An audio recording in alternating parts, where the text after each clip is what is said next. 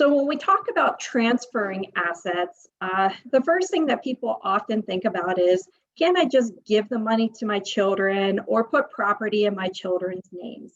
And you can do that. And sometimes it is appropriate, but most of the time I would say it's not appropriate. And the reason for that is not only does it still fall under that penalty divisor and the gifting look back, but there are things that are outside of your control in gifting outright to an individual. And we call those the 4 Ds. So let's say, for example, you gave your house to your daughter and, several years down the line, she gets a divorce. You could lose your home to her divorce because that's now her assets and you have no place to live. So that's a huge issue. Another issue would be a debt. So let's say your daughter gets in a car accident, no fault of her own, and there are creditors coming after her well beyond her insurance. You could lose your house to those creditors.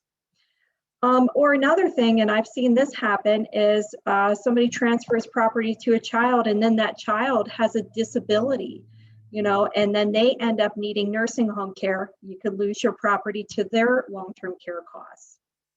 And then, probably the worst thing is your child passes away before you.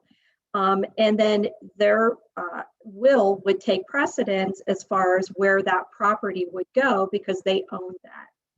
So the best way to really transfer assets and protect yourself from all of those issues I just talked about is to set up an irrevocable trust. And really what that is a legal document with a set of rules that outlines who's in charge, who can make distributions, what happens when you pass away. And by putting those assets in a trust, regardless of who the trustees are or your beneficiaries, if any of those issues happened before, like divorce, debt, disability, or death, they're not impacting the trust in any way. So you could put your house in an irrevocable trust. This 5-year look back rules still do apply regardless of an individual or a trust. But you're making sure that that property is protected from your long-term care. And if your child does run into any of those issues, you don't have to worry about losing your property. Now, the trust does terminate when you pass away, and it will have a built-in will. So it's going to outline specifically where those assets would go when you pass away. But one of the nice things that Brittany and I see about a trust is that it is a way for you to provide for yourself during your life. And we have seen this so many times over the years where somebody has set up a trust and the intention was, well, we want it to be there for our children or our spouse later on, but then they end up in an assisted living facility. And like I mentioned, that's all private pay. Well, the children, the beneficiaries of the trust could choose to use that trust to pay for assisted living. And so that's a really great way that a trust has benefiting them for long-term care. But you'll see here on our screen that a trust is kind of like a vehicle. It can be customized based on your personal needs. So like Brittany said, when we meet with clients, we talk about what their goals are. We talk about what their specific assets are. And then we're going to help them develop the trust based on their specific goals. Because a trust really doesn't have any value until it is funded. So when you think about that legal document, we can set that up, but then it actually has to own something. So it's kind of like putting gasoline in a car. It doesn't really go anywhere until you put the fuel into it. So with a trust, we can put real estate in a trust, bank accounts, investments, life insurance. We cannot put vehicles in a trust, nor can we put retirement accounts in a trust.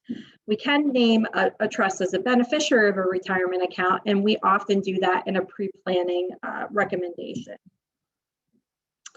And then the other thing about a trust is a trust actually needs to have somebody who is in control of it, kind of like the driver of a car. So the trustee is the person who is in control of decisions about a trust.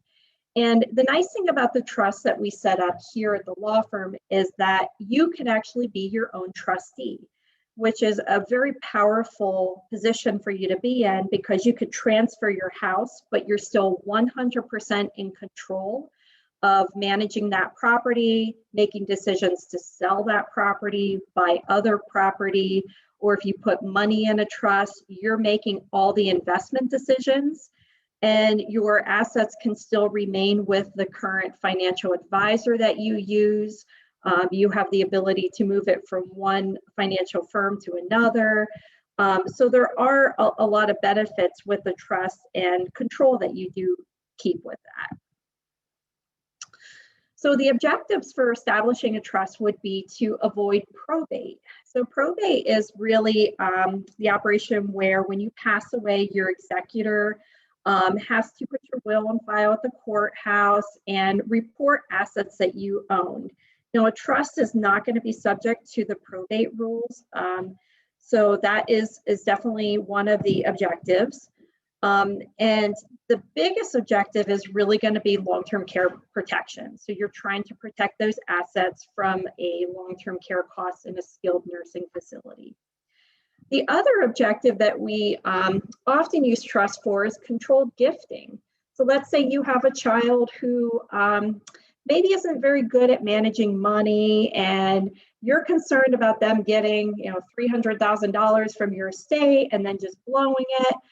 You can set up a trust that would continue after your life, and it would have terms of how distributions would be made to that beneficiary.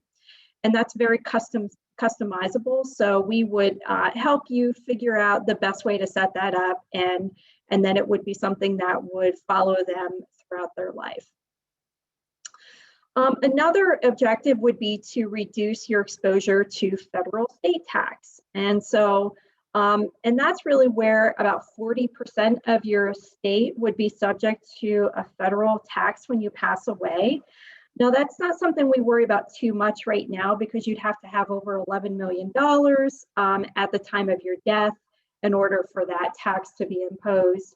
But those laws are always subject to change. So when we are taking a look at your assets and concerns that you have, we are going to look at that as a potential issue depending on what the law is at that point. And as Brittany had talked about, another objective to a trust is to make sure that beneficiaries who are on disability benefits or public benefits can still receive an inheritance, but keep those benefits. And then, the other thing is kind of like the controlled gifting. It does allow you to really manage your assets upon death. It outlines very specifically within the document what happens with those assets and who they go to.